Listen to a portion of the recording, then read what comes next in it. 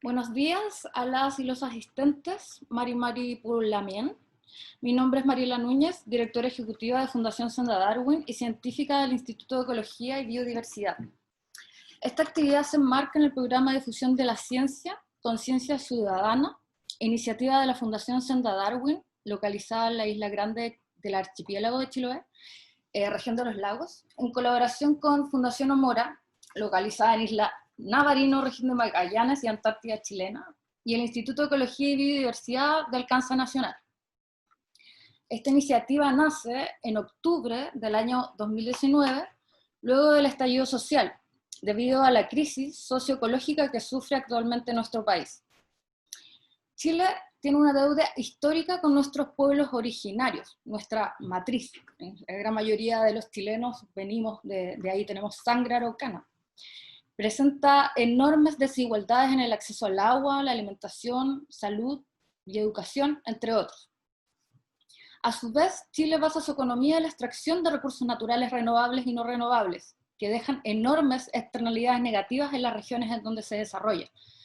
La gran minería en el norte de Chile, que contamina el aire y el agua, plantaciones de paltos que dejan sin agua a las comunidades locales, termoeléctricas que afectan la salud de los habitantes, que respiran contaminantes altamente tóxicos y contribuyen al calentamiento de la atmósfera, la industria forestal con enormes extensiones de plantaciones de monocultivo de pino y eucaliptus desde el Maule a la región de los lagos, que consume el agua, erosiona los suelos con prácticas de talarraza y contamina el agua con sedimentos.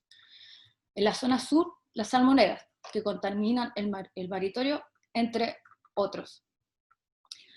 Bueno, un grupo pequeño de familias y transnacionales reciben grandes ganancias y los habitantes locales en regiones sufrimos de todas estas externalidades negativas, se empobrecen, se enferman. Entonces uno se pregunta, ¿dónde está el Estado? ¿Cuál es la normativa que permite esto? ¿Cómo y quién fiscaliza? ¿Cuáles son las sanciones?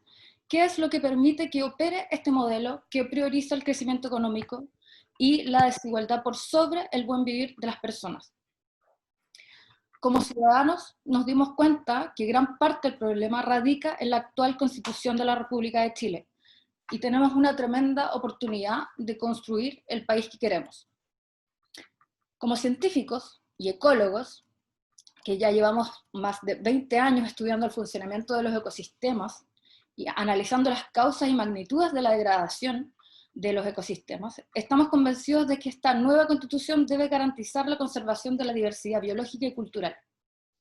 La pregunta es, ¿cómo lo hacemos? Y si bien en el debate los diagnósticos están claros, hay temáticas que son parte de una nueva constitución y otras que no. A su vez, hay aspectos filosóficos indispensables que deben sentar las bases de las nuevas relaciones que queremos construir. Es por esto que nos hemos unido diversos profesionales que estamos pensando en el nuevo país que queremos, desde distintas disciplinas, y conformamos un grupo de trabajo que tiene como objetivo, primero, generar una propuesta técnica para garantizar la conservación de la diversidad biológica y cultural en la nueva Constitución. A su vez, comunicar, educar y generar conciencia pública respecto al valor de la diversidad biocultural para el buen vivir de los habitantes de los diversos territorios de Chile. En este grupo de trabajo participan científicos y profesionales del Instituto de Ecología y Biodiversidad, que desarrollaremos diferentes roles en este proceso. Realizaremos 6 sesiones de trabajo analizando los fundamentos jurídicos, fundamentos filosóficos y fundamentos psicológicos que nos permitan guiar esta propuesta. Nuestra idea es abrir este proceso de construcción colectiva a todos quienes quieran aprender más sobre esta temática y aportar con comentarios e ideas de manera de enriquecer el contenido de la propuesta. Este grupo de trabajo está conformado por el doctor Ricardo Rossi, biólogo y filósofo, doctor Salvador Villaleo, abogado, el doctor Cristian Frene, ingeniero forestal e hidrólogo, Tamara Contador, bióloga y ecóloga, el magíster y estudiante doctorado Jaime Ojeda, y quien les habla, ecóloga de ecosistemas terrestres. Bueno, Scarlett Barra, también nuestra periodista que nos acompaña también en esta oportunidad. Bueno, el día de hoy, como panelistas, tenemos a Cristian Frene. Por favor, un saludo para quienes están. Saludos a todos y a todas. Tamara Contador. Hola, muchos saludos para todas y todos. Jaime Ojeda. Hola, saludos a todos y todas desde la Patagonia. Y bueno, a continuación voy a presentar a Salvador Millaleo. Por favor, Salvador, saluda a Luz. Mari Compuche, buenos días a todos y a todas. Mari. En nuestra primera sesión entonces abordaremos los fundamentos jurídicos para una nueva constitución que estará a cargo del doctor Salvador Millaleo, quien es abogado, licenciado en Ciencias Jurídicas y Sociales de la Universidad de Chile, doctor en Sociología de la Universidad de Bielefeld, Alemania. Ha sido profesor de las asignaturas de Introducción al Derecho, Sociología del Derecho y Teoría Sociológica en las universidades Diego Portales, Alberto Hurtado y Andrés Bello, respectivamente.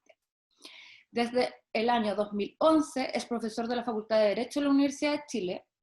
En dicha facultad ha sido director de investigación, coordinador del Centro de Estudios en Derecho Informático, miembro del Comité del Doctorado en Derecho, así como investigador del Centro de Derechos Humanos y editor general del Anuario de Derechos Humanos.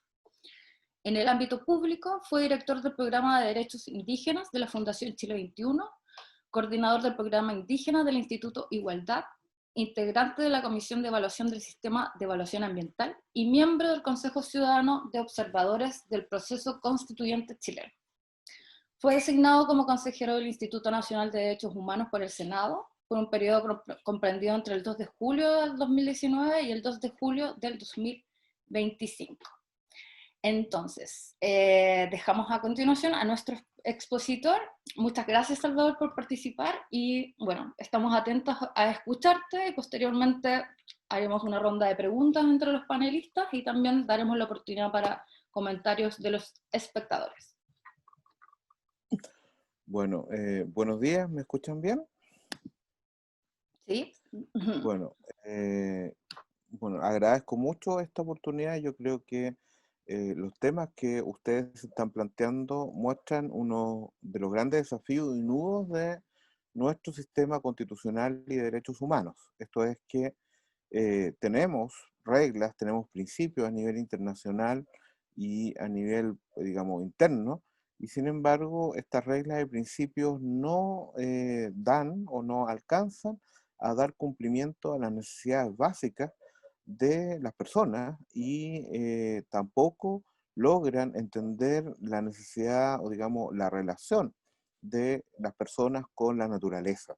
Esto digamos que es común a muchos sistemas jurídicos. Nuestro sistema está exacerbado debido al tipo de modelo económico y político que hemos implementado, o sea, un modelo económico basado en la intensidad de la extracción de recursos naturales, y un modelo político que no se basa, digamos, que excluye, digamos, o que incluye, para ponerlo en positivo, que incluye en porciones muy limitadas de participación ciudadana, y por lo tanto de responsabilidad de los gobernantes respecto de los gobernados.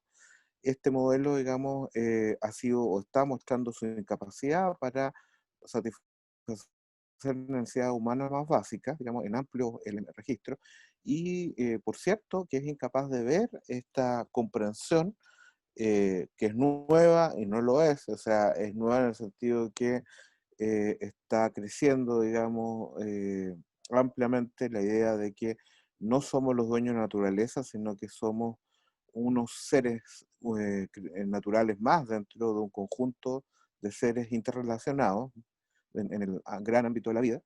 Y esta comprensión, como les decía, tampoco es tan nueva, sino que más bien ha sido una visión tradicional de muchos pueblos, en particular de los pueblos indígenas, pero que han sido reprimidos y relegados en la medida que han sido dominados por el colonialismo y por el racismo que se mantiene hasta el día de hoy.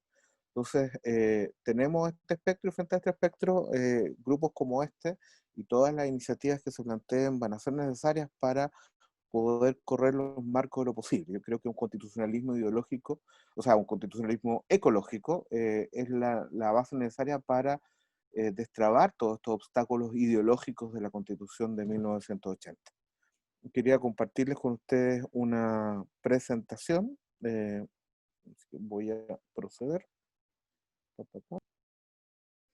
No, pues digamos, pasemos derechamente. Lo que hace nuestra constitución actual es hipostasiar, es, digamos, llevar al máximo una tendencia de generar el derecho moderno, que es en el fondo consagrar o sacralizar la propiedad.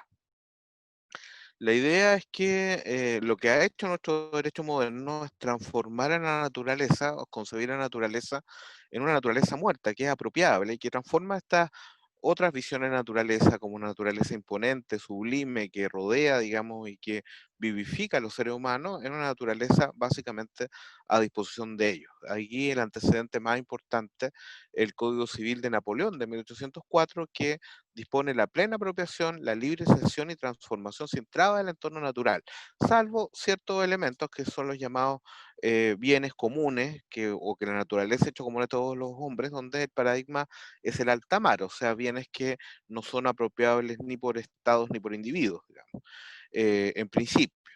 Ahora, como les dije, el fundamento de esto, la idea subyacente es que la propiedad es el más absoluto de todos los derechos y por lo tanto tiene extensiones que son ilimitadas salvo por otras propiedades.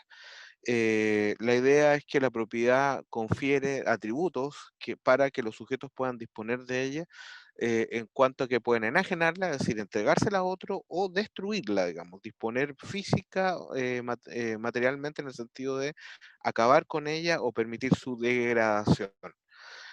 También involucra la libre circulación, esto es que se mantenga siempre el uso más intensivo porque le otorga un mayor valor. Esto es, si una persona no quiere seguir usando una determinada propiedad, puede, como un bien inmueble, digamos, que es la característica o condición genérica de la tierra, digamos, como bienes de explotación, si alguien no quiere seguir usando la tierra o le da menos valor, puede traspasársela por una venta, digamos, a alguien que le da más valor en el libre mercado.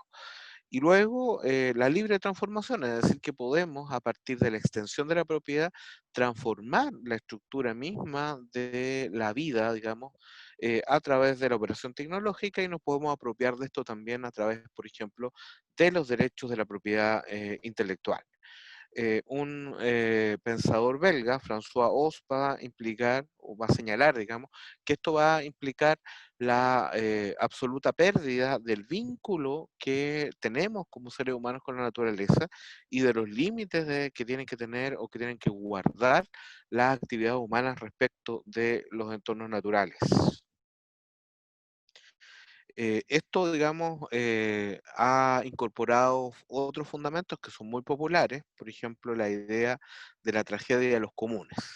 Las formas comunes de administrar los entornos naturales por los seres humanos han tenido un cambio radical en la modernidad, donde se pasa de formas de tenencia comunitarias de la tierra a la forma que conocemos hasta el día de hoy de propiedad privada, donde había derechos múltiples y que se restringían entre sí o se limitaban entre sí, se pasó a tener derechos exclusivos, es decir, excluyendo la multiplicidad de derechos sobre el mismo inmueble o mismo bien raíz, donde había derechos que eran relacionales, es decir, donde se necesitaba una relación de un sujeto con otro, por ejemplo, de un sujeto con acuerdo, de un cuerpo colegiado, de un ayuntamiento, en fin, de una comunidad, se pasó a derechos privados excluyentes, donde un individuo puede excluir a otros del uso de determinado bien, de derechos de uso, donde múltiples individuos con estas relaciones podían hacer determinado uso de algún bien natural, se pasó a derechos absolutos sobre la naturaleza entendida como una cosa de apropiación. En este sentido es que se formula esta idea por Harding de la tragedia de los comunes, esto es que bienes que todavía no tienen claridad a quién pertenecen exclusivamente, o sea, sobre los cuales no hay una propiedad privada exclusiva y excluyente, son bienes que tenderían necesariamente a degradarse. Esto es, por ejemplo, un pasto común. Si hay un pastor que puede hacer pastar a su oveja allí y no es el dueño exclusivo y excluyente, va a hacerlas pastar hasta degradar el recurso porque no siente ninguna responsabilidad respecto de él. Y por ello planteaba Harding que las dos únicas posibles soluciones en este ámbito para proteger este elemento de la biodiversidad entendido como un recurso es o bien la gestión pública o constituir derechos de apropiación privada, porque paradójicamente este derecho que permite disponer hasta la destrucción de un bien es el único que podría garantizar su conservación. A esto hay que sumarle la visión original del conservacionismo, como un movimiento surgido en Estados Unidos a partir de una visión romántica de la naturaleza. La idea conservacionista original oponía lo silvestre, la naturaleza pristina, como algo que permitía al ser humano reconectarse con el profundo sentido de la vida, en oposición a la vida civilizada que estaba en la ciudad. Esta idea es una transformación de la idea medieval, donde lo silvestre era lo demoníaco, lo maligno, y lo transvalora poniéndolo como lo benéfico, digamos, lo que tiene que estar más allá del alcance del ser humano para potenciar la conexión del ser humano consigo mismo y con Dios. Para satisfacer, por lo tanto, sus necesidades de trascendencia y su necesidad emocional por vincularse con la naturaleza. Entonces, lo natural es concebido como lo primitivo, como lo salvaje, que tiene que ser un recurso sin usar para ser preservado de manera intacta. Y esto, por cierto, sin consideración a que la mayoría de los ecosistemas a los cuales se refería este movimiento conservacionista original eran ecosistemas que también estaban habitados por grupos humanos, en particular por pueblos nativos americanos, pueblos indígenas, y por lo tanto no eran ecosistemas que estuvieran fuera del alcance humano, sino que tenían una específica y, digamos, sostenida integración con grupos humanos. Bueno, en el siglo XX fue desarrollándose, después de la Segunda Guerra Mundial, un enfoque de derecho respecto del medio ambiente, lo que se ha llamado por las Naciones Unidas el Estado de Derecho Ambiental, en el cual las Naciones Unidas han ido desarrollando todo un marco normativo y de política pública donde impulsan que se dicten legislaciones ambientales justas, claras e implementables, donde haya acceso a la información, participación y acceso a la justicia ambiental, que exista responsabilidad e integridad de instituciones y tomadores de decisiones en materia ambiental, que existan mandatos de protección, roles claros y coordinados a través y dentro de las instituciones, que existan mecanismos de resolución de disputas accesibles, justos, imparciales, oportunos y receptivos a la necesidad de la población, que exista un reconocimiento de la relación que se refuerza recíprocamente o mutuamente entre los derechos, digamos, y todo el aparataje de protección ambiental, y que existan criterios específicos para la interpretación del derecho ambiental. Bueno, a partir de los 70, es la época dorada, en los 70, y los 80 y los 90, del derecho ambiental, que surge una nueva disciplina del derecho y que se empiezan a dictar normas ambientales, tímidamente a partir de los 70, pero ya a partir de la Cumbre de la Tierra de Río de Janeiro, en los 90, va a empezar una proliferación de normas ambientales y una creación de ministerios y agencias de protección ambientales. Eh, Entre 1972 y el 92, en 20 años, los países del mundo suscribieron más de 1.100 acuerdos ambientales y otros instrumentos legales para proteger el medio ambiente. Eh, Nuestra constitución, de hecho, es pionera en el sentido que dictada, impuesta en particular, como ustedes saben, en 1980 por la dictadura, va a contener un derecho a vivir en un medio ambiente libre de contaminación. El artículo 19, número 8, así lo dispone. Esto va a ser pionero porque, como les explicaba, históricamente no existían demasiadas reglas en el mundo en esa época que protegieran al medio ambiente, y esto se va a incorporar en la comisión de estudios, donde estuvo Jaime Guzmán, entre otros, y donde se establece este derecho. Ahora, ¿qué significa este derecho que tenemos en la Constitución vigente?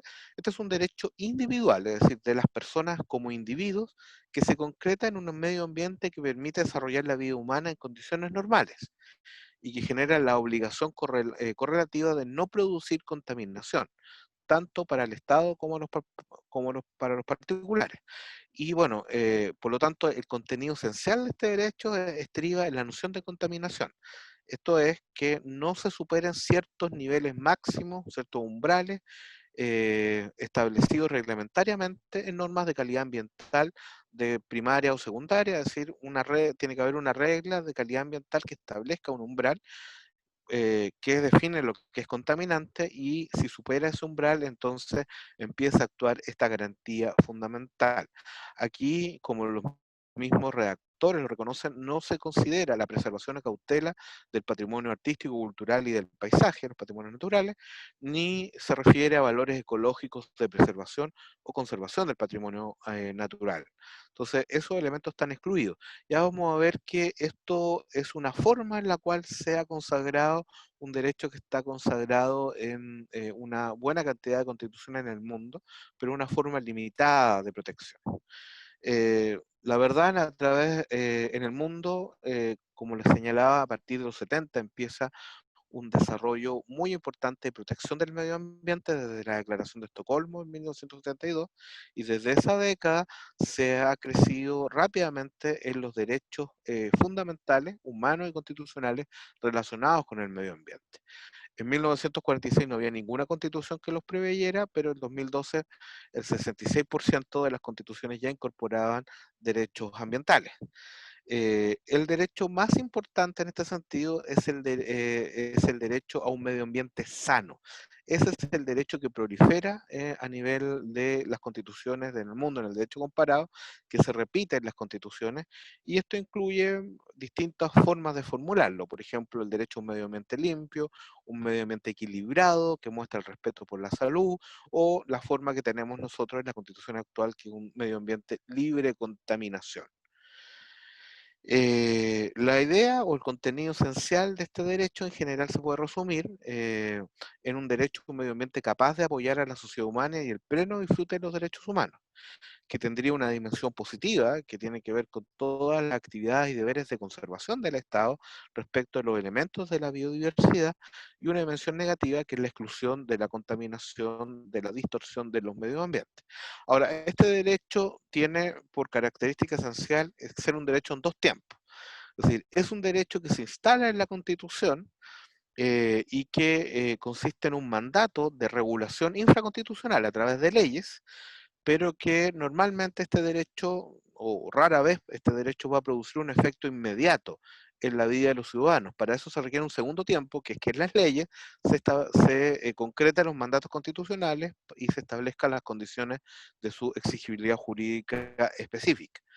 Eh, Aquí vemos un mapa de evolución, una figura que representa la evolución del derecho a un medio ambiente sano. Si uno compara 1972, pocos países lo tenían. En América Latina el pionero es Paraguay, está Alemania, está Australia, en fin, y esto va a ir variando. 20 años después uno ve ya una serie de países que tienen este derecho, y en el 2017 uno ve que la gran mayoría de los países tienen alguna forma de derecho a un medio ambiente sano. El ejemplo típico uno lo puede establecer mirando la Constitución de Noruega, que señala en su artículo 112 que toda persona tiene derecho a un medio ambiente propicio para la salud y a un entorno natural cuya productividad y diversidad se preserven. Los recursos naturales deben utilizarse sobre la base de condiciones integrales a largo plazo, por las que este derecho debe ser salvaguardado también para las generaciones futuras. Esta es una de las formulaciones más amplias del derecho al medio ambiente sano. Como les decía, el medio ambiente sano incluye el derecho al medio ambiente libre de contaminación, pero no se reduce a eso. El derecho al medio ambiente libre de contaminación es una forma limitada del derecho al medio ambiente sano, que se traduce, como les explicaba, simplemente en prohibir, en limitar, en garantizar que no se superen ciertos niveles. Pero pierde todo el ámbito positivo que puede tener el derecho al medio ambiente sano, que son los mandatos de preservación, de conservación, de armonización para la salud, en fin, y de respeto por las generaciones futuras, como uno lo ve en la Constitución de Noruega. En Chile solamente existe un derecho a evitar la contaminación, y en segundo lugar es un derecho individual de los individuos, no está considerado como un derecho de los colectivos, del país, de las comunidades, en fin. Bueno, como les decía, el derecho al medio ambiente sano, en todas sus formulaciones, está contemplado en la Constitución de más de 100 países. Eh, en al menos 12 países hay formulaciones que derivan de la actividad de los tribunales, es decir, la jurisdicción, los tribunales, aunque no exista una formulación constitucional, ellos han construido un derecho al medio ambiente y entonces sumando y restando, aparte hay muchos países que tienen otros estándares que establecen deberes, aunque no derechos, entonces sumando uno podría plantear que al menos 155 países tienen algún nivel de protección al medio ambiente en instrumentos jurídicamente vinculantes, ya sea porque lo incorporan a nivel nacional o porque han ratificado acuerdos a nivel internacional. Además de eso, hay un conjunto de declaraciones no vinculantes que incluyen al derecho a un medio ambiente sano, como la Declaración de Malé o la Declaración de Derechos Humanos de la Asociación de Naciones de Asia Sudoriental. Entonces, también tenemos elementos que se llaman el derecho internacional de soft law. Ahora, este estándar, pues, el estándar global de protección del medio ambiente en la Constitución, ha sido defendido durante décadas en virtud de que tendría efectos benéficos en cuanto ha generado leyes y políticas ambientales más sólidas, o sea, este ha sido el correlato de esta explosión del derecho ambiental, que han permitido una mejor implementación y cumplimiento de la protección ambiental, sobre todo cuando la formulación es más amplia que en el derecho constitucional chileno, que permiten mayor participación ciudadana en la toma de decisiones, mayor responsabilidad estatal y de los particulares, la reducción de la injusticia ambiental, la igualdad de condiciones con otros derechos económicos, sociales y culturales, y un mejor comportamiento medioambiental de los países. Ahora bien, existen un sinnúmero de detractores de esta formulación habitual en las constituciones que señalan que es un derecho demasiado vago para ser útil, que es redundante, es decir, que no, la verdad, basta con, si debido a que este derecho no introduce estándares muy elevados, basta con que existan leyes ambientales e incluso con los derechos humanos existentes, como el derecho a la vida y a la salud para proteger el medio ambiente sin necesidad de un derecho específico tan vago como este. Eh, de alguna manera también le da mucho poder a los jueces, en el sentido de que o algunos legisladores en el sentido de que dejan mucho a la decisión posterior para ver cuál es el estándar específico de protección, no a lo que está en la misma Constitución.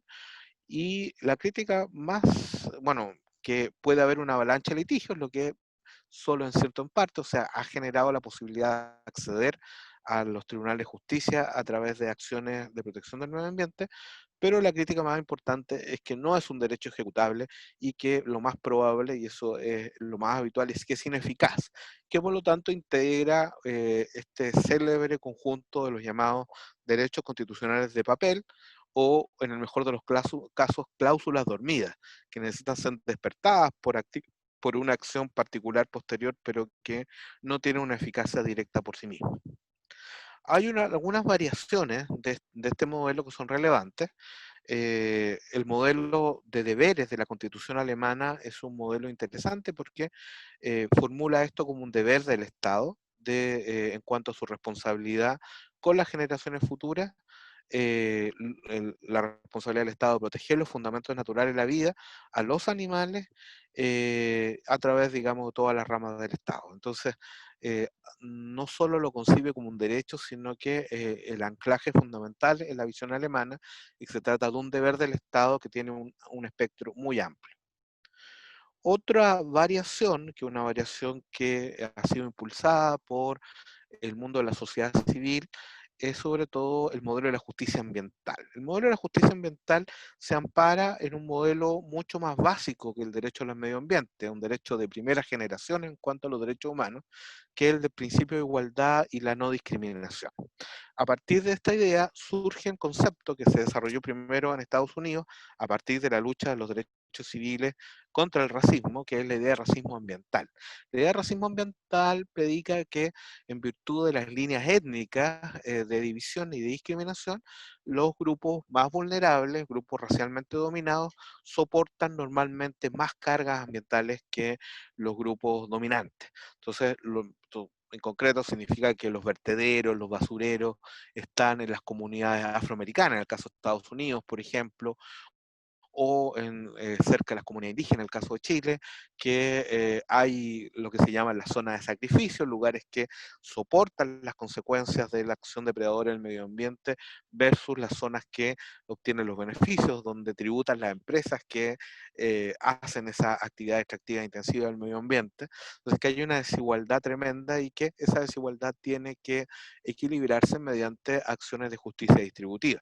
Por eso esta idea del racismo ambiental va a generalizarse, o sea, no solo desde la línea de discriminación étnica, va a partir de los 80 a entenderse, sobre todo en los 90, como un principio de justicia ambiental, es decir, que involucra la justa distribución de las cargas y las acciones de protección del medio ambiente entre todos los grupos sociales, pero siempre va a tener un foco más específico con los grupos más vulnerables en la sociedad, que son los más afectados casi siempre por los daños ambientales, y que, por ejemplo, incluyen los refugiados climáticos, ahora las comunidades que sufren más inmediatamente el efecto del cambio climático, en fin, pero también tiene una mirada de lo que se llama la justicia intergeneracional, es decir, la idea de que las generaciones presentes tienen deberes respecto a generaciones que todavía no están y que, por lo tanto, la justicia no solo es algo que tenga que reflejarse en el estado actual de la situación, sino pensando en cómo,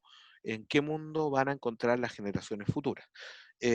También aquí hay un elemento interesante que plantea que los derechos que están concernidos acá, los derechos fundamentales, los derechos humanos, no solo tienen que ser respetados por el Estado, sino también por particulares, en concreto particulares que tengan un gran poder social.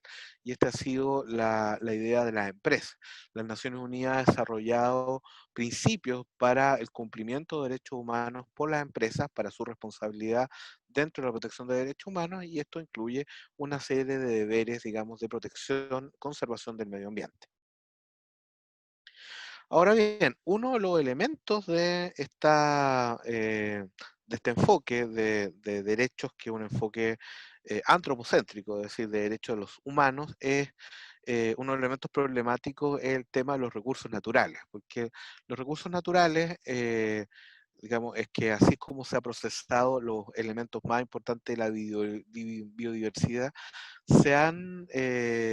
también han tenido normas especiales de protección a nivel constitucional o legal en diversos países cuando son considerados recursos, sobre todo recursos estratégicos, es decir, que tienen importancia económica o de seguridad para esos países, y muchos países por ello han proclamado como una consecuencia de la autodeterminación de los pueblos la soberanía permanente sobre los recursos naturales. Ahora, esto significa que los pueblos son dueños de estos recursos y tienen que decidir cómo gestionarlos y cómo protegerlos. Y allí, digamos, los sistemas de protección siempre han oscilado entre la gestión pública o la gestión privada. Ahora bien, aquí también hay otras modalidades que se han ido implementando respecto a la protección de recursos naturales, que son modalidades que en virtud de estos polos, digamos, han encontrado nuevas formas de gestión. En particular la idea de los bienes nacionales de uso público, es decir, son bienes que respecto de los cuales el Estado tiene una particular protección, pero que pertenecen a todo el país, a toda la nación, y que son usados de alguna manera por todos. Pero esto involucra restricciones en cuanto a la propiabilidad y en cuanto a la posibilidad o alcance de los usos que se puedan hacer de ellos. Después está todo el enfoque de patrimonialización, es decir, entender que es un patrimonio y que por lo tanto algo que tiene que transferirse o transmitirse de una generación a otra, habiendo restricciones, las posibilidades de usar o disponer de eso, y esto independientemente que esté en manos o que en propiedad pública o en propiedad privada. Y otro elemento son ciertos derechos de propiedad no extractivistas. ¿Qué significa la propiedad no extractivista? Son derechos de propiedad cultural o propiedad que no está basada en los elementos de la propiedad privada, es decir, son modelos de propiedad que tienen un cierto margen de exclusión y control, pero no de la misma manera que la propiedad privada. Y este es el modelo de los derechos bioculturales, que derechos que asisten colectivamente a un grupo social determinado y que le otorgan un control, pero ese control no es el mismo que los modelos que implica la propiedad privada. El modelo o el paradigma de estos derechos bioculturales son los derechos de guarda ambiental que tienen, de cuales están intitulados los pueblos indígenas. Los pueblos indígenas, en virtud del derecho a la autodeterminación que tienen el derecho a gobernarse a sí mismos y en virtud de ese derecho una de las consecuencias es el control de los recursos que están vinculados a sus formas de vida. Entiéndase, digamos, los espacios o ecosistemas con los cuales están vinculados a partir de sus cosmovisiones y filosofías naturales. Eh, Esto es lo que se ha llamado o lo que se concibe en el derecho internacional de los derechos humanos como el vínculo espiritual entre los pueblos indígenas y sus territorios. El vínculo espiritual que no es el mismo vínculo del derecho romano occidental, que es un vínculo de utilización y de señorío. El vínculo espiritual se refiere más bien a las concepciones que tienen las filosofías indígenas de considerar a la naturaleza holísticamente, es decir, como un conjunto global, integrado, donde los seres humanos son plenamente parte, donde todos los elementos están interrelacionados, donde son interdependientes y en virtud de ellos tienen relaciones de reciprocidad. Reciprocidad significa que existen derechos y deberes recíprocos que se deben entre sí todos los elementos que forman parte de la naturaleza, es decir, los humanos con la madre naturaleza o con los elementos que forman parte de ella. Y esto significa poder justificar que la madre naturaleza, como la Pachamama, por ejemplo, o Mapuñuque, tienen derechos por sí misma respecto a los humanos, o que algunos de los elementos de ella tienen derechos, como los animales, las plantas y ciertos ecosistemas específicos. Bueno, la autodeterminación de los pueblos indígenas se traduce en sistemas de tenencia tradicional de las tierras, de los territorios indígenas, pero por sobre todas las cosas en sistemas de gobernanza y control territorial propio del pueblo indígena, es decir, más allá de la explotación propia directa que hagan los pueblos indígenas de un cierto ecosistema y de sus elementos, lo fundamental de la autodeterminación respecto de la naturaleza es que otorga poderes de control respecto a un territorio determinado. Y estos poderes de control, digamos, eh, no son completamente excluyentes, es decir, excluyen ciertos usos que van en contra de las cosmovisiones de los pueblos indígenas, es decir, que van en contra de esta idea de interrelacionalidad, interdependencia, reciprocidad, es decir, excluye los usos más nocivos y degradantes de los recursos naturales, pero no excluye otros usos, ni siquiera otros usos de otros que no sean indígenas, ni tampoco excluye las competencias estatales. La autodeterminación de los pueblos indígenas no es exclusiva o excluyente, a diferencia de la noción occidental de autodeterminación, sino que es un modelo de soberanía compartida, donde el poder soberano es compartido por los pueblos indígenas con los estados en sus distintas formas de organización política. Entonces, esto significa que para cualquier uso en los territorios indígenas de recursos naturales se requiere el consentimiento de los pueblos indígenas, la participación en los beneficios de esto por los pueblos indígenas y, sobre todas las cosas, respetar los sistemas de gobernanza y control territorial, es decir, la regulación propia que los pueblos indígenas hagan respecto a esos territorios. Ahora, esto tiene la relevancia de que, de acuerdo a, bueno, el Comité de Expertos Público-Privado de Cambio Climático, en su informe, el informe IPBES, en años recientes, ha establecido que, bueno, el 80% de la biodiversidad en la Tierra está en territorios que son indígenas y que en esos territorios se puede verificar que la pérdida de biodiversidad, que es global, es más lenta que en territorios que no son indígenas. Y esto es básicamente debido a la relevancia de los conocimientos ecológicos tradicionales y cómo estos preparan o generan ciertas formas de resiliencia climática especial para los pueblos indígenas, pero que también puede ser compartido por otro tipo de comunidades, como las comunidades afrodescendientes o las comunidades agrícolas tradicionales que también tienen conocimientos ecológicos tradicionales similares y que permiten estas formas, digamos, robustecidas de resiliencia climática ambiental. Bueno, otro elemento en la protección constitucional y derechos humanos del medio ambiente son los llamados derechos procedimentales. Estos son derechos que tienen que ver con cómo se toman las decisiones de protección en materia ambiental. Y estos derechos que han sido desarrollados en Europa, en el convenio de Haraus, y en las Américas, en el convenio de Escazú, son clásicamente los derechos de participación ciudadana en los planes, programas y políticas ambientales, los derechos de acceso y difusión de la información y el derecho a la tutela o, digamos, al acceso a la justicia ambiental.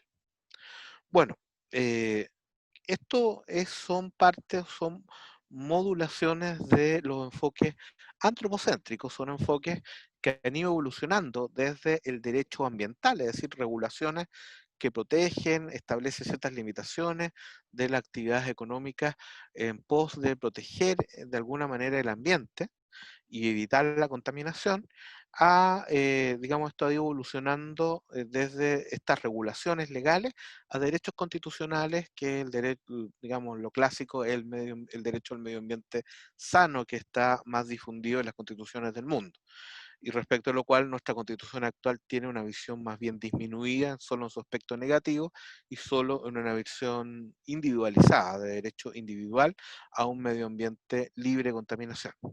Ahora bien, ha habido o está irrumpiendo un nuevo enfoque en la protección constitucional y que también está presionando el sistema de derechos humanos, digamos, en el sentido de ampliar su mirada a una concepción que podríamos llamar poshumana o transhumana, porque no está centrada en el hombre, que es la idea del reconocimiento de los derechos de la naturaleza. Esta constituye una concepción holística integral de todo modo de vida que comprenda todos los ecosistemas y que los dota de un valor intrínseco y que les atribuye elementos que solo antes estaban a disposición de los individuos o los colectivos humanos. Eh, la idea es que la naturaleza ya no sería, como en el caso de el derecho ambiental o el derecho a un medio ambiente sano, un objeto de protección, sino un sujeto de protección, es decir, que está intitulado con derechos que se le reconocen a la naturaleza en todas sus formas de vida, que establecen fundamentalmente el derecho a existir de la naturaleza y de todos sus elementos y el derecho a persistir, a mantener y regenerar sus ciclos vitales. Esto tiene por correlato que que los seres humanos tienen la autoridad legal y la responsabilidad de hacer cumplir estos derechos en representación de la naturaleza.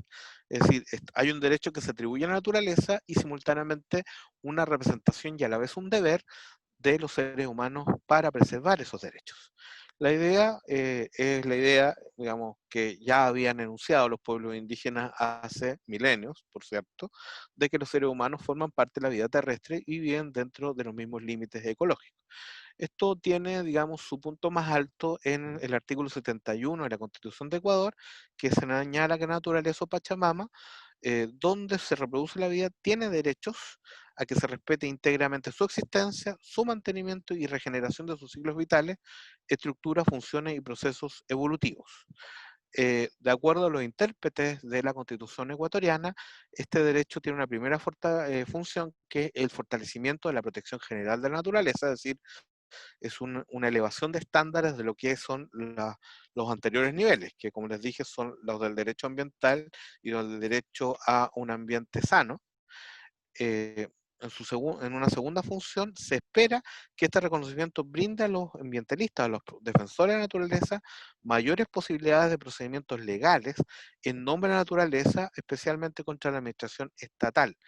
Y esto se debe a que una de las grandes limitaciones del derecho ambiental y que comparte el derecho al medio ambiente sano es que para accionar, para pedir a los tribunales tutela judicial efectiva de la conservación natural, se requiere demostrar casi siempre un daño del cual el demandante, digamos, es parte, es decir, que me han dañado o por lo menos en una legislación ambiental más progresiva que tiene el principio precautorio, que existe la probabilidad verosímil de que sea dañado por alguna acción que yo estoy pidiendo que cese, digamos. pero tengo que justificar que yo tengo un interés comprometido, el que actúa. En virtud de esto no tengo que justificar esta situación, porque lo que estamos preservando, lo que queremos evitar es el daño a la naturaleza en su conjunto, y sin que sea relevante que ese daño me afecte de manera inmediata a mí, digamos, como representante de la naturaleza. Por eso esto amplía las posibilidades de protección de la naturaleza.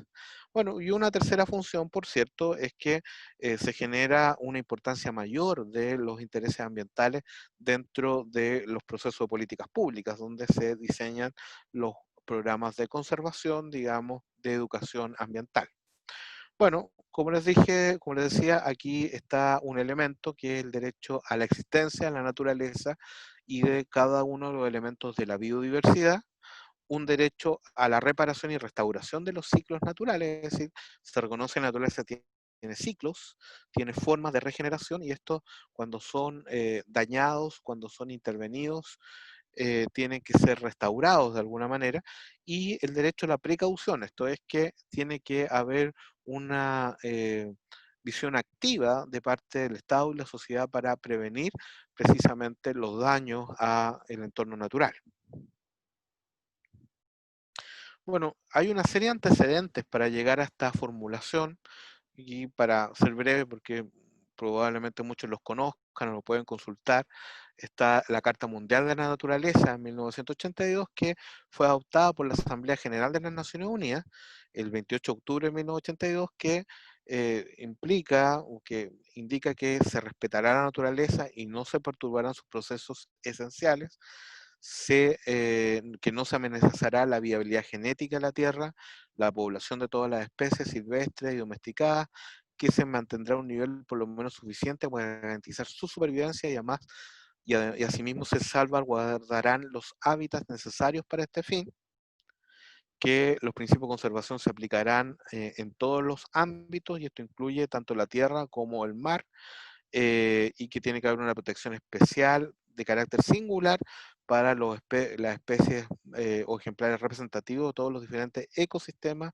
y a los hábitats en peligro, y que los ecosistemas y los organismos, así como los recursos terrestres, marítimos y atmosféricos, no tienen que son utilizados por el hombre, tienen que administrarse de una manera en que se mantenga una productividad óptima y continua, sin poner en peligro su integridad, y que hay que proteger a la naturaleza de la destrucción, en particular de las guerras y otras formas de hostilidad.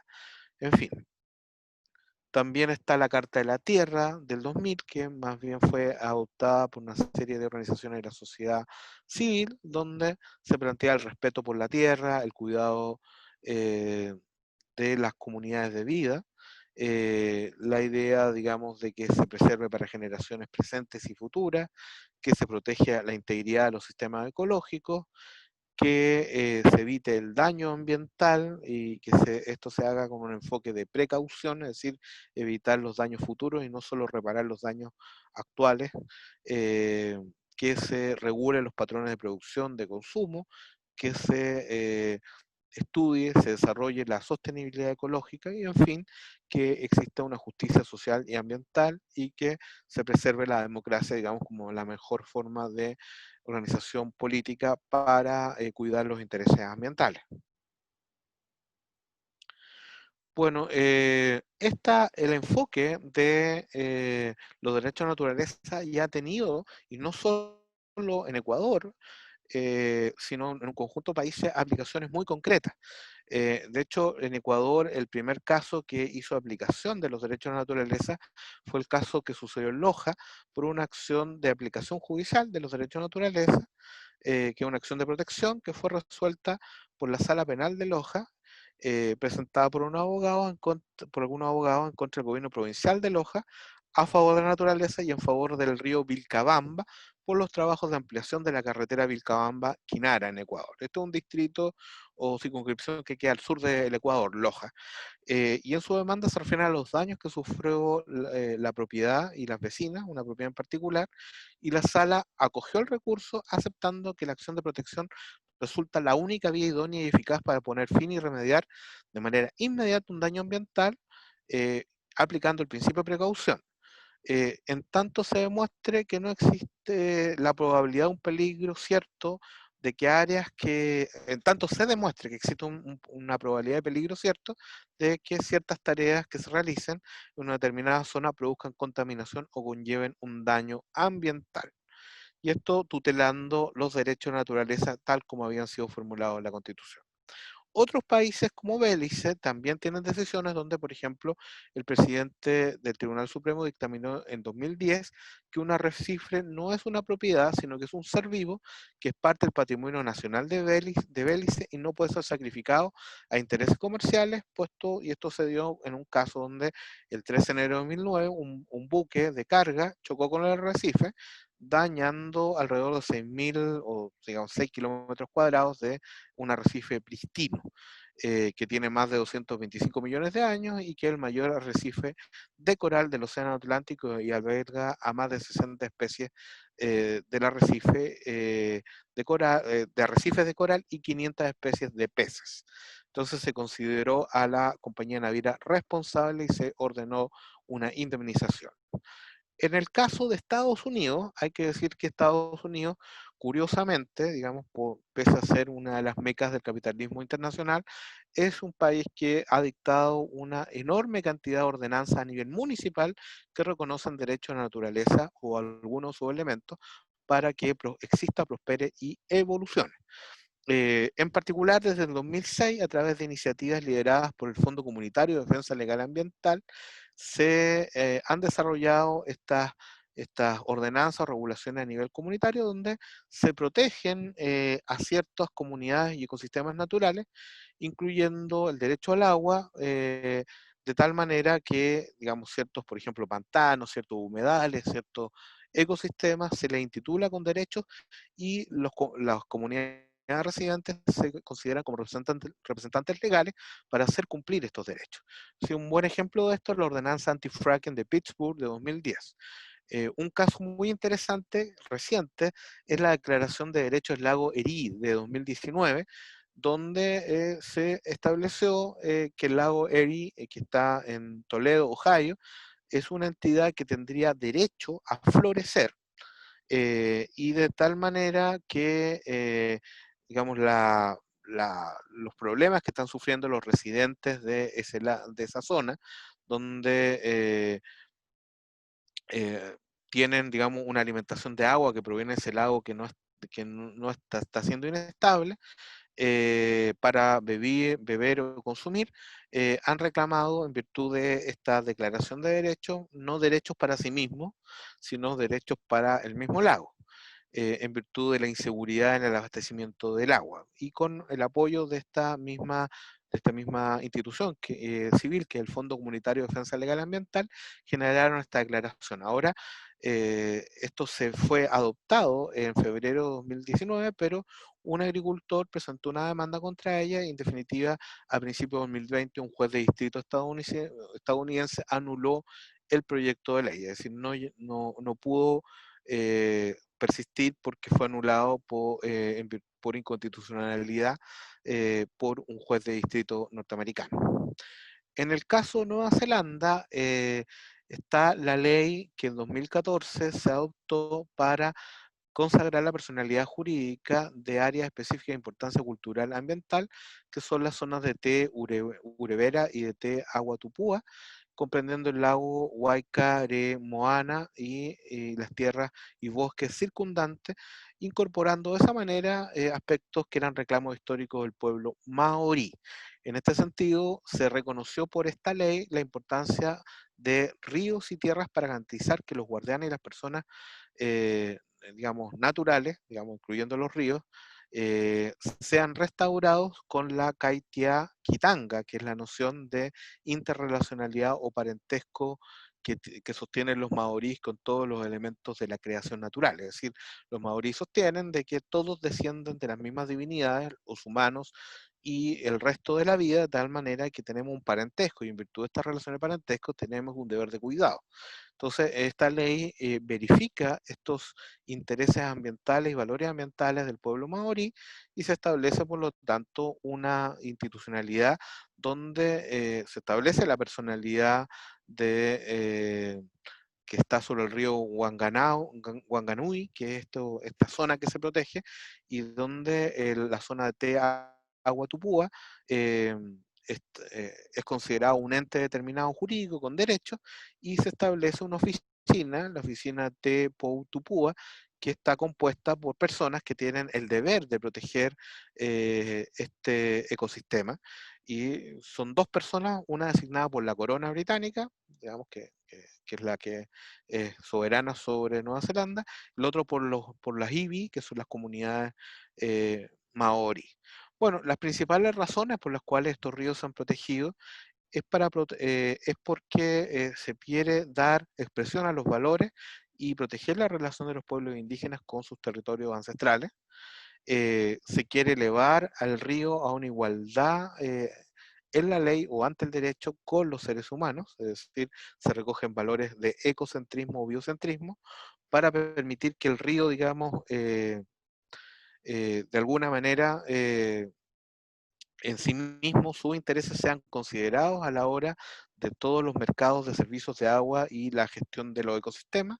Esto es también, hay unas razones de lo que se llama ambientalismo mercado, digamos, un enfoque de administración de los ecosistemas eh, que de alguna manera, si los ríos son considerados con personalidad jurídica, elevan la protección que tiene en esa gestión de mercado también, y para permitir que el río defienda sus propios intereses, digamos, a través de las personas o los residentes, a la hora de la formulación de políticas públicas. Bueno, un caso similar se presenta en Colombia con la decisión de la Corte Constitucional respecto del río Atrato, al cual le reconoce derechos de protección, conservación, mantenimiento y en el caso concreto de restauración, señalando por la Corte Constitucional colombiana que las poblaciones humanas son interdependientes con el mundo natural y que deben asumir las consecuencias de sus acciones y omisiones con la naturaleza.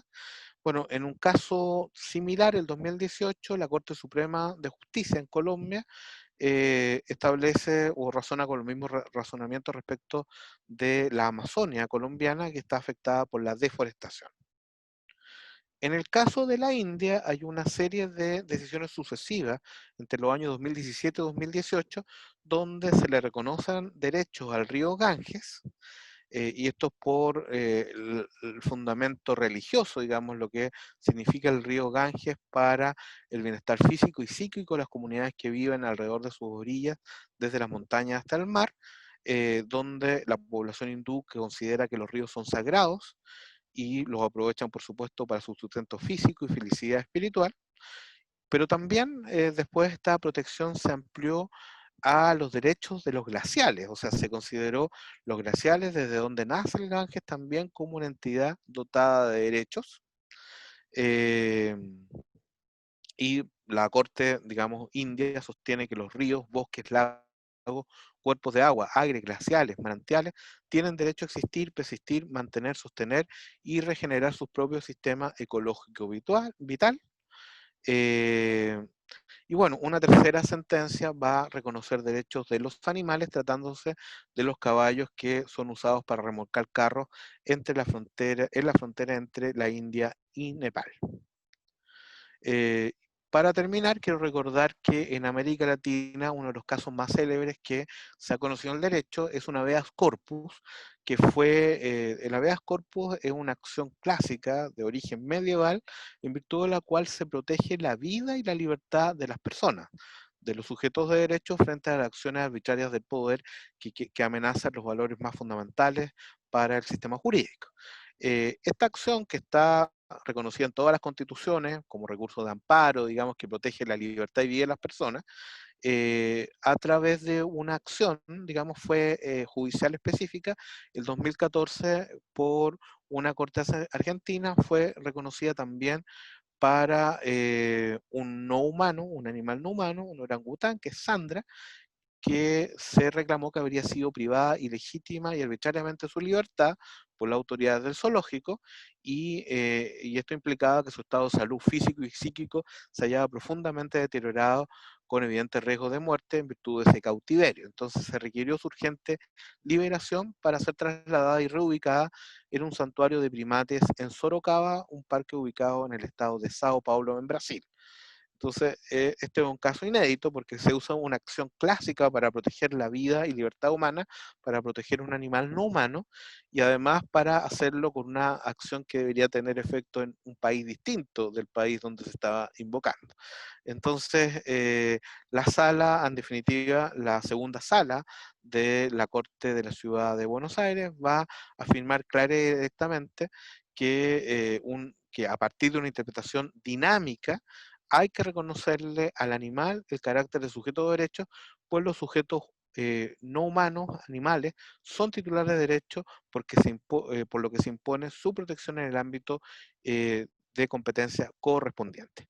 Bueno, con esta presentación, yo lo que quería señalar es que ha habido una evolución en esta relación de los seres humanos con la naturaleza a través del derecho, desde un paradigma dominante, bueno, que todavía es dominante, pero que ha ido evolucionando, que fue evolucionando en la medida que primero se dictan las legislaciones ambientales, luego se genera un enfoque constitucional de protección a través del derecho al medio ambiente sano, que puede tener y que ha tenido, de hecho, con distintas modalidades, una actitud de proteger al ambiente que puede ser bastante amplia en ciertos países, no en el nuestro, pero en otros países sí, digamos, puede ser bastante efectiva, pero que ahora está siendo desafiado, digamos, pero de una manera muy incipiente, por cierto, por este enfoque de los derechos de naturaleza, que es un enfoque nuevo en el sentido que usa técnicas legales de protección que han sido habituales en el constitucionalismo y los derechos humanos, protección de los derechos de las personas, para extenderlo a personas no humanas, otorgándole esa consideración a un ecosistema en particular, como los ríos, al conjunto de los ecosistemas, entendido como madre naturaleza o Pachamama, o a ciertos elementos específicos como los animales, por ejemplo, ciertos niveles de protección que son asimilables a la protección que se le reconoce a los animales humanos. Esta evolución es una evolución tremendamente interesante a través de estas formas novedosas de protección, pero como ya le había señalado, son o corresponden a formas de ver el mundo que siempre nos han acompañado a través de grandes religiones tradicionales, no occidentales, o a través de las filosofías tradicionales de los pueblos indígenas, su forma de ver la interrelacionalidad de todo lo viviente y los derechos recíprocos y deberes recíprocos que tenemos con la biodiversidad. Entonces, esto sin duda van a ser un desafío tremendo a la hora de plantear la crisis, digamos, socioambiental que estamos viviendo y a que responde la demanda por una nueva constitución junto con un conjunto de otros ejes. Las otras demandas a las que responde una nueva constitución, que son la crisis de legitimidad política por la separación entre las élites y los pueblos del país, la necesidad, por lo tanto, de un control democrático de las decisiones públicas, el reconocimiento de los poderes de las regiones, el reconocimiento de los pueblos indígenas, la igualdad de género entre hombres y mujeres a través de un constitucionalismo feminista, en fin. Todas las otras demandas no son demandas, digamos, que estén desconectadas de la demanda de un constitucionalismo ecológico, un constitucionalismo ambiental profundo, sino que son demandas completamente interrelacionadas. Es decir, no puede haber un constitucionalismo ecológico serio si no hay un reconocimiento de los derechos de guarda de la naturaleza de los pueblos indígenas. O sea, se privaría de uno de sus instrumentos más importantes según la experiencia comparada. Tampoco podría ser serio proteger los derechos económicos sociales de las personas si es que no hay una protección más elevada de los derechos ambientales. Y, digamos, el enfoque de los derechos de naturaleza tiene esta capacidad de elevar el estándar y las posibilidades de protección de los derechos ambientales. En fin, lo planteo para reflexión, termino acá para quedar a su disposición y participando en el debate que con nuestros amigos científicos, digamos, y todos los participantes podamos tener. Un abrazo. Muchas gracias, Salvador. Muy buena tu presentación. Bueno, retomando, estamos en un grupo de trabajo sobre biodiversidad y nueva constitución. Estamos con panelistas que vamos a hacer algunas preguntas, comentarios a Salvador. Y la idea es generar un diálogo referente a esto. Y podemos comenzar con algunas de las personas que nos acompañan. Está Tamara Contador, Jaime Ojeda, Cristian Frene. Entonces, no sé si alguno de ustedes quiere comenzar con las consultas a Jaime. Primero que nada, Salvador, tremendamente agradecido por tu presentación. O sea, esto fue una clase que hace mucho tiempo yo no tenía, y por eso mismo te doy las gracias. Y también quería preguntarte una cosa, dos cosas quizás que me quedaron dando vuelta, en el sentido de tú haces esta evolución del derecho ambiental, justicia ambiental y después los derechos de la naturaleza. ¿Pones algunos ejemplos, algunos de nivel global o de nivel nación como Ecuador? Y otros, algunas iniciativas que se están amparadas en leyes locales o en un río. ¿Tú has visto, hay algún caso icónico en Chile al respecto de eso? O sea, por lo que yo sé, bueno, hay muchas iniciativas que están formulando esto, pero un caso judicial positivo no existe. No. Y respecto a casos rechazados, la verdad tendría que buscar, pero entiendo que no, no ha habido una actividad judicial, pero eso tendría que confirmarlo, porque de repente sí la hay, pero esto es un marco nuevo en Chile, de todas maneras, no ha Claro. habido una experiencia muy larga. Sí, eso. Lo otro que yo creo que es una discusión para la futura constitución, un tema, cierto, de los problemas ambientales asociados a las empresas, como tú relataste al principio, Mariela, pero otro tema que igual siempre me está en la cabeza, en mi cabeza, asociado a lo que tú dices, Salvador, sobre la propiedad privada. Y muchas veces la propiedad privada se manifiesta en áreas protegidas, donde una persona es un dueño de un área verde nativa de gran extensión y que no es de uso comunitario, sino que es de un dueño que probablemente está en Santiago, etcétera, etcétera. Una pregunta ahí es como, eso en el sentido de yendo hacia los derechos de la naturaleza, igual toca a la conservación hoy en día, creo yo. No sé cómo tú lo ves, ese ámbito, Salvador.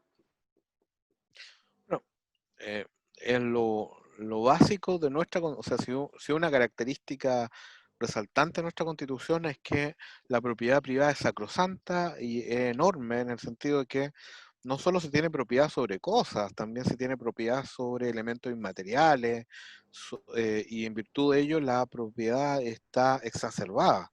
Entonces, esto en la filosofía del derecho se le llama a la propiedad el terrible derecho, por sus consecuencias y sobre todo por la discusión y fricción. Toda la historia del constitucionalismo del siglo XX es tratar de cuestionar y limitar la propiedad.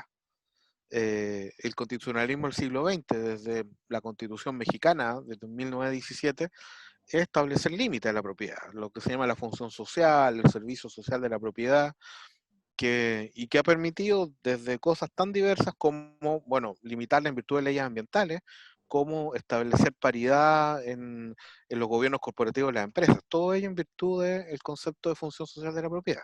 Entonces, uno de los elementos clave de nuestro país, por cierto, va a ser fortalecer este ámbito, que está en la Constitución, pero que está muy restringido, es decir, darle más amplitud a esto. Pero también otro desafío es generar otras formas de gestión, que no sean propietarios, que no sean propietarias privadas. Es decir, por una parte está la gestión pública, que es en el fondo todos los sistemas de protección de áreas silvestres y cómo éstas se gestionan de una manera que sea participativa con las comunidades que son parte o que están comprometidas con ello. Luego está, por cierto, el sistema de la propiedad de los pueblos indígenas, o sea, en el fondo el reclamo de tierras ancestrales no es un reclamo que está estrictamente vinculado a la pobreza y por lo tanto a tener recursos de explotación para pueblos indígenas, sino que así lo muestran, por ejemplo, las reivindicaciones de los espacios marítimos que permite la ley de borde costero, que las empresas salmoneras o las empresas pesqueras se quejan de que los pueblos indígenas los reclaman para no para hacer explotación de esos recursos, sino todo lo contrario, para hacer conservación. Y que precisamente porque la visión de los pueblos indígenas es que la explotación tiene que ser reducida limitada a las necesidades y que tiene que conservarse la naturaleza porque es parte de la filosofía indígena. Entonces, eso también es relevante, la protección de los pueblos indígenas y sus derechos también es un elemento de una propiedad privada, una propiedad no extractiva, una propiedad colectiva de orientación ecológica, esa es otra forma. Y los otros son una serie de otros instrumentos que restauran esta idea que murió en la Edad Media de los usos relacionales y compartidos. Que en la Edad Media había una serie, o sea, no había un solo dueño de la tierra, eran como 4 y tenían que ponerse de acuerdo, había una serie de usos, en fin. Y esto es lo mismo que está atrás del ordenamiento territorial. El ordenamiento territorial son instrumentos de política que permiten efectivamente usos compartidos y superpuestos que se limitan entre sí y a partir de esta limitación entre sí pueden generar una mejor gobernanza de ciertos espacios. Ese es otro elemento fundamental. Y por supuesto lo que es la patrimonialización, la idea del patrimonio y la idea de los bienes nacionales de uso público, ese otro instrumento. Entonces hay varias cosas que se pueden hacer. Y lo otro, por cierto, la participación como un derecho general político que ataca tanto el tema de la legitimidad del sistema político, pero también en materia ambiental es súper importante. O sea, en la medida que las comunidades pueden tomar una injerencia vinculante en las decisiones que lo afectan directamente. Y eso va a ser un instrumento fundamental de justicia ambiental, o sea, de evitar la no discriminación, la zona de sacrificio y el racismo ambiental. Gracias. Bueno, muchas gracias, Salvador. Cristian. Sí, bueno, primero también, al igual que Jaime, y me imagino la gente que está observando, agradecerte, Salvador, por esta presentación súper ilustrativa y además que a mí por lo menos me ayuda mucho esto de conocer la evolución, ¿cierto? Y cómo se está generando un cambio de paradigma.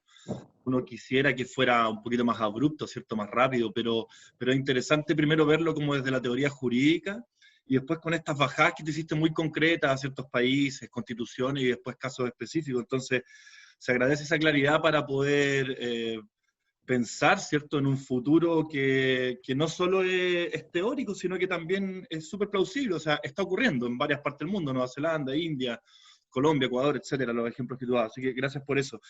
Quería hacer un comentario y después tirar poner una pregunta o una reflexión. Lo primero es que es súper interesante ver cómo los distintos conocimientos, ¿cierto? El conocimiento ancestrales, los conocimientos tradicionales de la gente que ha vivido y se ha tenido que adaptar a los cambios, ¿cierto? Directamente. Por ejemplo, piensa en el sector rural, mundo campesino, mundo de los pueblos originarios, etcétera. Pero también el mundo científico han ido confluyendo hacia una visión común. ¿Ya? O sea, esta lógica de separar al humano de la naturaleza y estas visiones tan antropocéntricas están colapsando con la realidad, ¿cierto? Hoy día tenemos que, todo el conocimiento científico nos dice, hey, si no paramos esta forma de hacerlo, esta forma de hacer las cosas, esta forma de relacionarnos con la naturaleza, vamos directo a un colapso. Entonces, y eso, por supuesto, tiene que ver con todo el holismo, con todas estas relaciones recíprocas, ¿cierto?, que tú comentabas sobre los pueblos originarios. Entonces, es súper bonito ver cómo eso se viene confluyendo hacia un mismo cauce. Y ahora se suma esta teoría jurídica, ¿cierto?, que todo indica que va avanzando. Me gustó mucho ese nexo que hiciste con el modelo de justicia ambiental, para luego caer hacia los derechos bioculturales, ¿cierto? O sea, a partir de una mirada de los desposeídos, los que están siempre recibiendo la basura del otro, etcétera, empezamos a ver que existen ciertos derechos bioculturales. Y eso me parece muy interesante de explorar un poquito más en profundidad, a lo que te quería pedir un poquito cómo lo ves tú en estas relaciones, ¿cierto? Que son espirituales, sí, pero también son súper prácticas. O sea, si nosotros no tenemos conciencia del lugar donde estamos parados, ¿ya? Y eso es lo que nos ayuda de alguna manera a la ecología de ecosistemas, si no tenemos conciencia de donde estamos parados y que cada acción que hacemos tiene un efecto, por ejemplo, en el caso de los ríos, lo que yo hago en la parte alta de una cuenca va a tener efectos agua abajo, ¿cierto? De explotar un glaciar para sacar cobre, va a tener un efecto agua abajo, solo por dar un ejemplo. O el tema de las plantaciones, los monocultivos forestales, ¿cierto? Que consumen grandes cantidades de agua y secan aguas abajo, etcétera, etcétera. Tenemos ejemplos para dar por montones. Entonces, cuando tomamos conciencia de esa relación, también podemos modificar nuestras prácticas. Y ahí es donde viene un poquito mi, mi pregunta, que es una pregunta un poco desde la impaciencia, yo creo, de cómo hacemos este cambio de paradigma, cómo aceleramos este cambio de paradigma, cómo el desarrollo de la teoría jurídica nos puede ayudar a que peguemos un salto, porque lo que vemos hoy día es que ante esta idea, ¿cierto?, de los derechos bioculturales, qué sé yo, sabemos que hay grupos que dicen, ya, pero esa es como la voladita, la volada de algunos loquillos y loquillas que están, ¿cierto?, pensando fuera de lo que hoy día es la realidad. Pero la realidad nos dice que, bueno, estamos yendo al colapso. Entonces, ¿cómo ves tú que podemos acelerar este cambio en el contexto de este proceso constituyente que hemos iniciado, ¿cierto?, a partir de octubre del año pasado? ¿Cómo podemos acelerar? ¿Cómo podemos convencer a los que básicamente quieren seguir con el mismo modelo de explotación y de entender a la naturaleza como un recurso? Eso es algo que a mí me suena todo el tiempo, me resuena así, no. Y trato de eliminar esa palabra de mi vocabulario, los recursos naturales. Tal cosa para mí no existe, porque en el fondo es... respetamos el derecho a existir, a persistir, a mantenerse y a regenerar ciclos de vida. Entonces yo no puedo ver a la naturaleza como un recurso. Tengo que verlo como otro sujeto, ¿cierto? Un sujeto en el cual yo habito, con el que yo comparto y puedo generar estas relaciones. Y cerrar con una cuestión que es bien importante y que ha ocurrido desde el mundo científico, y es que se ha acuñado un concepto que es la administración responsable de la Tierra o de los ecosistemas, ¿sí? Grupos de científicos muy connotados de Estados Unidos, de Canadá, de toda la parte norte de Europa, han hablado sobre esta cuestión de la administración responsable de la Tierra, que es súper coincidente con lo que tú nos acabas de contar con los derechos de la naturaleza y los derechos bioculturales. Entonces eso, un poquito la impaciencia de cómo nos acercamos, cómo aceleramos este cambio paradigmático, cómo lo ves tú desde la teoría jurídica. A ver, lo primero es que quizá el aspecto más interesante de esta crisis que ya nos está acercando al colapso es este remesón de las dogmas. O sea, si estamos cerca del colapso es porque hemos tenido dogmas que han sido incuestionables. Chile en particular se caracteriza por élites que son extremadamente dogmáticas, que carecen de pragmatismo porque creen, digamos, de que una suerte de verdad revelada, económica y política, es la que mantiene la cohesión del país y no, digamos, la respuesta a las necesidades de su gente. Entonces, estamos en el colapso por eso. Y esto lo refleja claramente el sistema constitucional, digamos, o sea, el cierre en ciertos principios interpretados de la manera más conservadora posible, y por lo tanto la carencia de instrumentos que en la realidad funcionen para proteger a las personas en sus situaciones concretas. Entonces, yo creo que la tarea más grande, la tarea principal, es abrir ese orden y derrumbar esos dogmas. Eso es lo primero. O sea, abrir ese orden, ¿qué significa? Que hacer posible lo que ahora es imposible, porque es imposible una protección ambiental con el sistema que tenemos.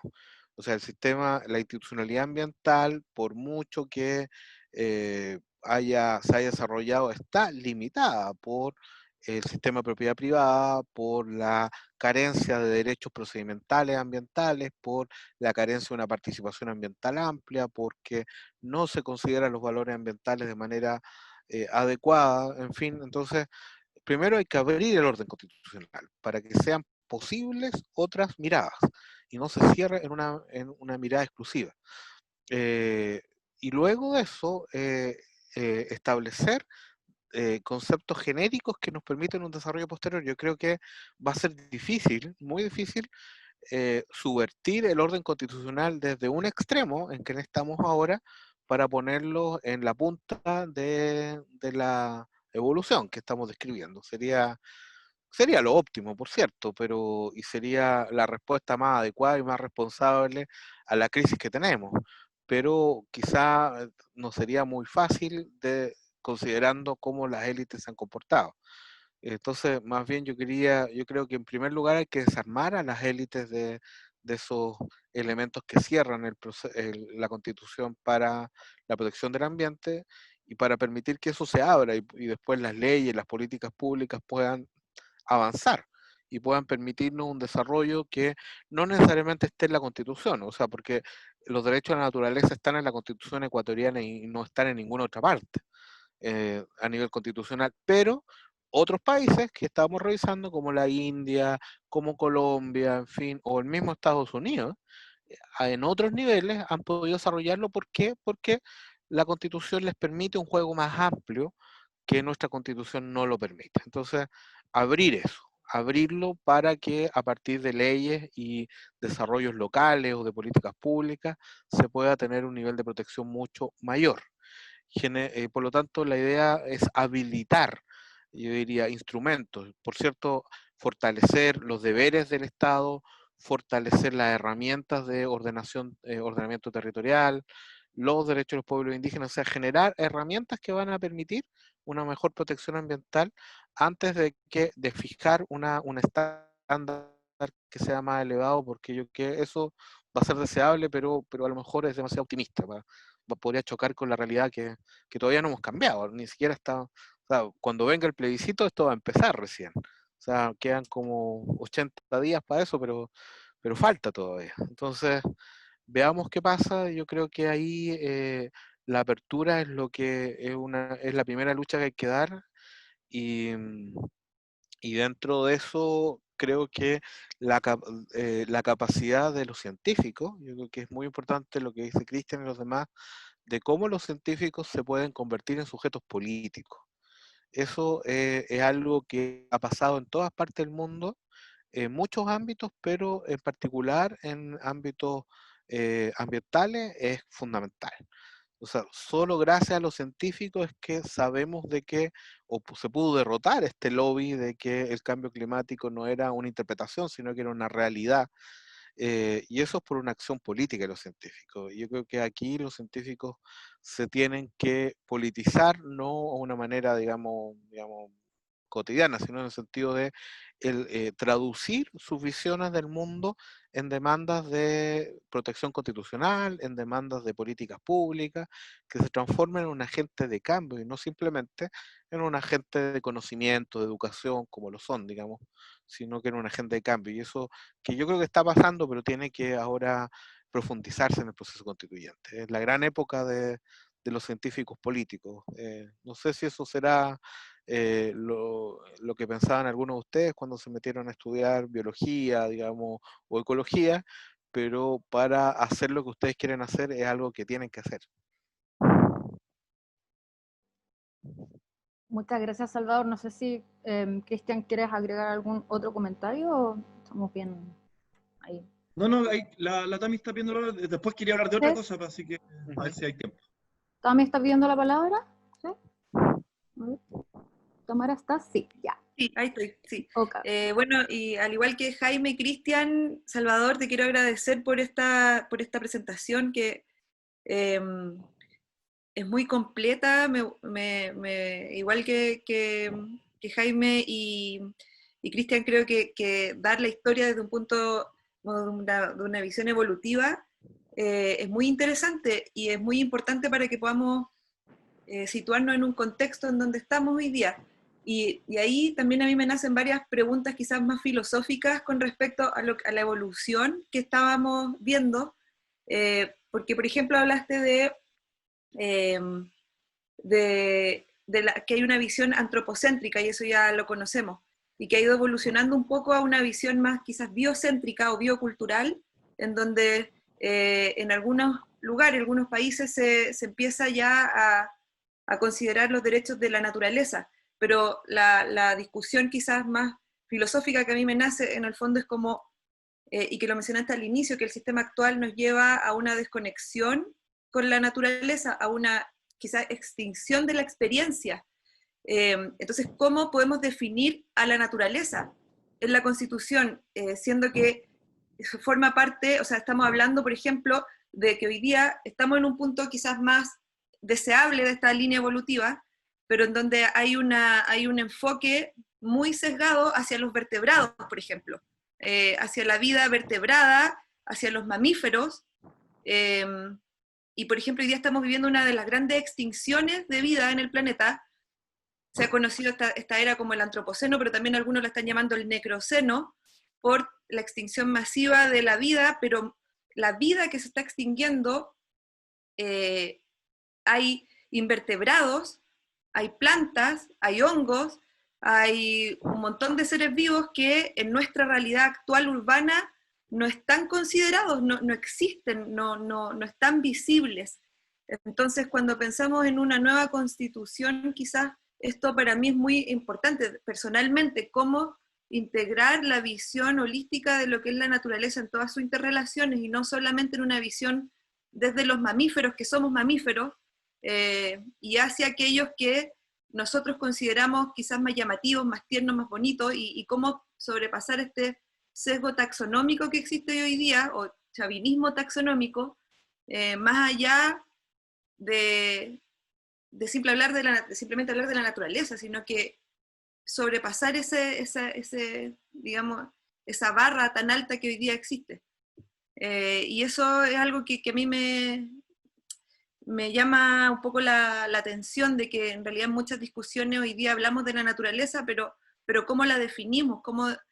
¿De quién estamos hablando? ¿De quiénes? Aparte del paisaje quizás, aparte de estas zonas prístinas que tenemos en el imaginario, o de los parques nacionales, sobre todo viviendo en ambientes tan urbanos hoy día y mediados por la tecnología, en donde quizás una mosca no sirve para nada, siendo que las moscas son mega diversas en el mundo de los insectos, eh, y así, digamos, o los hongos, por ejemplo, o las bacterias, o los virus hoy día con la pandemia.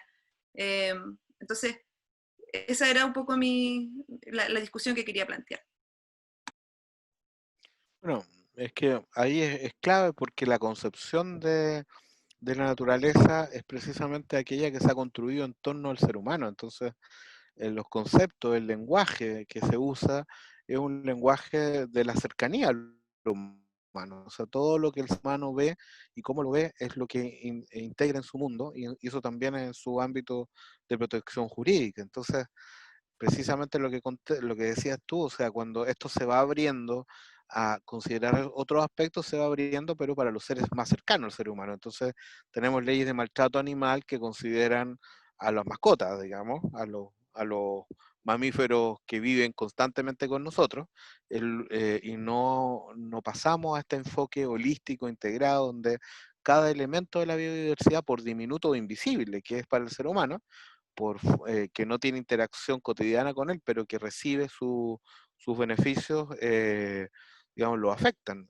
Quizá el caso más dramático de toda esta sesgo, digamos, epistémico que afecta a cómo el ser humano protege su entorno, o a proteger su entorno, es el de las abejas, donde efectivamente no se trata de un insecto que convive con el ser humano, pero no es cercano, pero que es fundamental para la vida humana. Y debido a esto, el ser humano no ha protegido a través de la legislación ambiental de manera adecuada a la abeja, y está sufriendo. Por ello, en su agricultura, no solo en la apicultura, sino en la agricultura ahora, lo que son los efectos de la falta de una protección adecuada y hasta ahora bastante tardía de las abejas, porque las abejas, digamos, no son insectos que sean muy queridos por los seres humanos. Y eso se da a todo nivel, a nivel microscópico, en fin. Eso, ¿cómo se puede abordar constitucionalmente? ¿Cómo uno puede explicarle a un jurista constitucionalista el valor fundamental de, no sé, alguna espora, digamos, algún extremófilo? ¿Cómo podría eso tener importancia en el derecho constitucional? La verdad que existen formas en la medida en que precisamente seamos capaces de consagrar ciertos conceptos que sean lo suficientemente amplios que permitan que a partir de la acción política en la futura vía constitucional le demos un contenido más amplio a esa protección de los ecosistemas. Es decir, va a ser muy distinto si nosotros hablamos simplemente de un medio ambiente o del entorno, de si hablamos de la naturaleza, de la biodiversidad, de sus ciclos y de sus elementos. Y eso, digamos, puede estar tanto en la definición misma de un derecho respecto a un entorno sano, o puede estar, y eso también es algo que se está usando, en un preámbulo.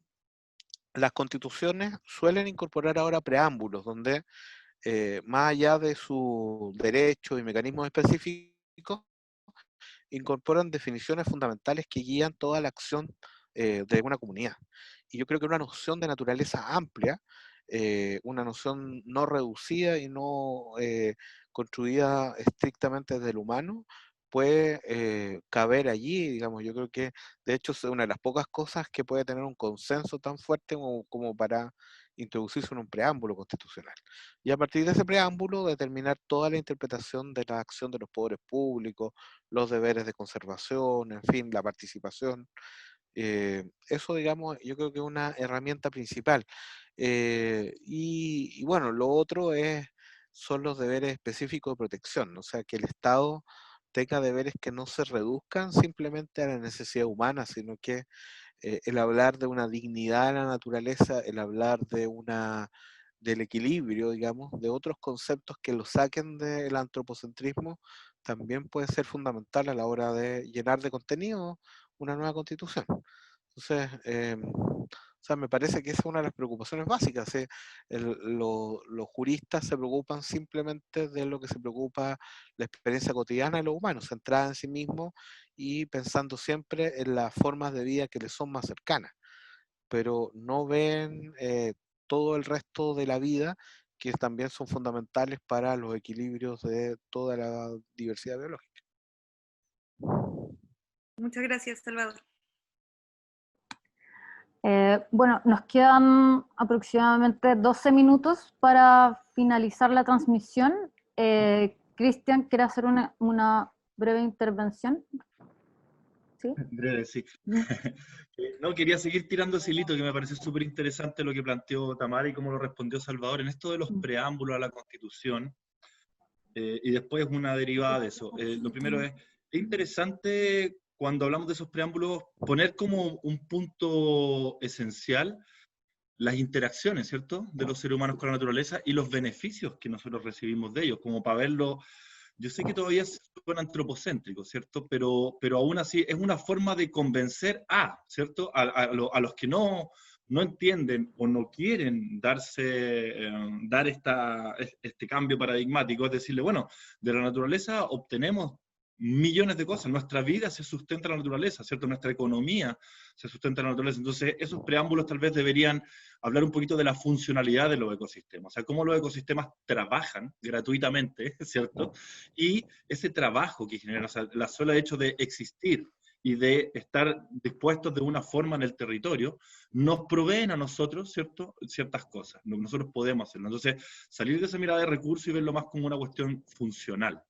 Si la naturaleza no funciona bien, nosotros no podemos vivir, simple, ¿cierto? Nos permitiría tener esa mirada.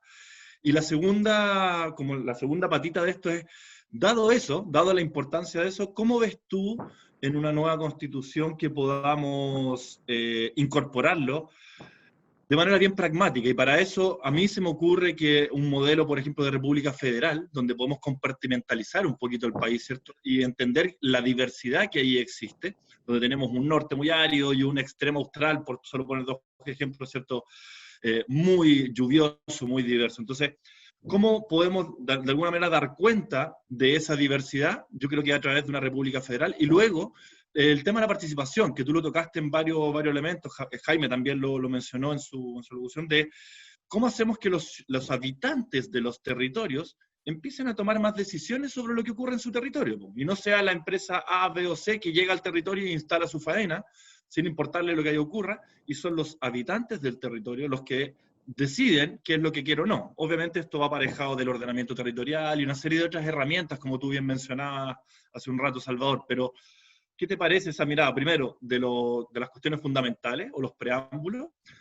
Hablar de esta como funcionalidad del ecosistema, y en segundo lugar, la bajada a una cuestión concreta, si te parece bien este modelo como más federal, ¿cierto? Que nos permite, por ejemplo, trabajar por grandes cuencas, y todos los habitantes que están habitando esas cuencas pueden ir tomando las decisiones de lo que allí ocurre. A ver, como decía, los preámbulos son una herramienta bien importante a la hora de proteger bienes jurídicos que no se están protegiendo, digamos, de incorporar concepciones nuevas y reorientar a las comunidades políticas. Entonces, me parece básico una concepción, instalar en un preámbulo una concepción de la naturaleza que sea más amplia, integrada, holística, interdependiente, y que incorpore, bueno, esta idea de los beneficios, servicios sistémicos, pero sobre todo que nos dé el pie para después trabajar en la política, en la legislación, en las políticas públicas. Y yo creo que eso, digamos, está muy bien aspectado a la hora de pensar lo que se puede hacer realmente en este proceso constituyente. Es decir, ahí puede caber sin mayor problema, yo creo, una definición más amplia de naturaleza. Ahora bien, que lo que plantea Cristian es fundamental. Esto no se agota en los principios ni tampoco en los derechos, sino que requiere también el diseño de una institucionalidad, y aquí dentro de la institucionalidad el diseño, digamos, de la estructura política del país interna es fundamental. Entonces, uno de los esquemas, o sea, las ideas de justicia ambiental, lo que han aportado fundamentalmente esta idea de que la destrucción, el deterioro del medio ambiente es correlativo siempre con la afectación a los grupos más vulnerables, porque la distribución del poder, o digamos, la injusta distribución del poder, es la que permite decisiones ambientales más irresponsables. Y por lo tanto, uno de los elementos fundamentales para habilitar decisiones ambientales que sean más responsables es que existe una mejor distribución del poder entre los mismos humanos, digamos, que toman esas decisiones. Y ahí la estructura interna del país, ¿no?, en todos los niveles, o sea, a nivel de los poderes centrales, la existencia de mecanismos de participación ambiental y otros mecanismos, plebiscitos, consultas, referéndum, es básico. La posibilidad de los recall, o digamos el reemplazo anticipado de los parlamentarios, también importante, la iniciativa popular de ley. Esos son mecanismos que también son de interés de la protección ambiental, digamos, en la medida que las élites no son suficientemente sensibles. En segundo lugar, por cierto, son los mecanismos de cómo se distribuye el poder espacialmente. Y ahí el federalismo es una alternativa, y otra alternativa es el Estado regional. Esto es la distribución de competencia de decisión política dentro de las regiones, pero en cualquier caso, la idea es que la decisión política y no simplemente la implementación administrativa se descentralice, o se distribuya a nivel regional. Entonces, en la medida que son los habitantes directamente concernidos por los impactos ambientales los que toman las decisiones ambientales, es que podemos obtener mejores decisiones a nivel de justicia ambiental y a nivel de justicia, digamos, ecológica, digamos, con la naturaleza. Entonces, eso es clave. O sea, no sé si el federalismo es exclusivamente la única respuesta, pero en cualquier de manera una distribución del poder que termine con el centralismo. O sea, el centralismo chileno es fatal para el medio ambiente. Yo creo que otro elemento que hay que considerar es la rapidez de las decisiones, el tiempo de decisión jurídica. uno de los elementos más frustrantes de protección es la respuesta lenta, tardía, del sistema de protección ambiental, que se limita siempre a compensar las pérdidas que ya se producen y que a veces no son compensables en términos ecológicos, que simplemente el daño ya se produjo y no se va a restaurar. Entonces, la idea de instalar el principio precautorio como un elemento constitucional también me parece que es fundamental. Y también esto es importante a la hora de la distribución de los grandes poderes, pues de la sala de máquinas que se llama de una constitución, que son los grandes, el legislativo, el ejecutivo. La idea, por ejemplo, de un congreso unicameral que tome decisiones que sean más rápidas que un congreso bicameral que me parece del todo innecesario. Anacrónico, esta idea de que los senadores, porque son más viejos, son más sabios, yo creo que ahora nadie se la cree, absolutamente nadie. O sea, los senadores hacen tanto circo en la política como lo hacen los diputados. Entonces, estos que son más sabios que los otros y que por lo tanto son más reflexivos, no tiene sustento empírico simplemente. Entonces, ¿por qué no tener un Congreso unicameral? Y eso es importante porque a la hora de tomar decisiones que requieran una respuesta más rápida a nivel legislativo, es importante. Entonces, eso también yo creo que es de interés ecológico, un Congreso unicameral. Y en fin, también tener acciones de tutela, es decir, qué tipo de justicia ambiental vamos a tener, en qué medida se puede proteger el medio ambiente. La forma más habitual de proteger el medio ambiente acá es el recurso de protección, ampliando el concepto de la vida. O sea, el recurso de protección que no protege el medio ambiente, pero protege la vida, se ha usado para proteger el medio ambiente de manera bastante eficaz. Ahora bien, pensar si esta es la manera más adecuada, si no hay que incorporar acciones que sean más bien populares, esta idea a la que responden los derechos de naturaleza, ¿no? Que no haya que justificar un daño propio, sino que basta con el daño ambiental genérico que se provoca para poder demandar y poder ejercer o provocar una protección de la justicia. En fin, creo que hay varias cosas que uno tiene que ver de cómo acelerar, cómo hacer más eficaz y cómo hacer más legítimas las decisiones en materia ambiental. Muchas gracias, Salvador. Bueno, nos quedan pocos minutos. Yo quería también hacer una breve intervención, más que nada como para plantear algunos desafíos que veo que tenemos como grupo de trabajo para poder abordar esta problemática. Y claro, nosotros como ecólogos estudiamos el funcionamiento de la biodiversidad y nos interesa la conservación de la biodiversidad, y en este caso nos interesa garantizar que en la Constitución esté, ¿no es cierto?, la conservación de la diversidad biológica y cultural. Ahora el tema es cómo lo hacemos, y lo que nos ocurrió el año pasado cuando estábamos haciendo este ciclo de charlas sobre biodiversidad y nueva Constitución, fue que hacíamos el diagnóstico, ¿no es cierto? No sé, por dar un ejemplo, unos ecosistemas forestales, ¿ya? ¿Qué ocurre, ¿no es cierto?, en el funcionamiento, cuáles son las causas de la degradación, que finalmente determina la crisis hídrica, ¿no es cierto?, que sufren muchas localidades del sur de Chile, y entre todos discutíamos, ¿no es cierto?, esta problemática y evaluábamos actualmente cuáles eran las deficiencias en términos de fiscalización, sanción, etc. Sin embargo, en esa discusión, para nosotros que no somos abogados, y para la gente en general, los ciudadanos, ¿no es cierto?, que participaban en estos encuentros, nos quedaba un poco grande el tema de qué es lo que va directamente en una constitución y qué son materias de otros cuerpos, no sé, códigos o ley orgánica constitucional, o leyes normales, reglamentos, etcétera. Porque no todo va en una constitución. Por ejemplo, la Constitución de Estados Unidos, muy simple, lleva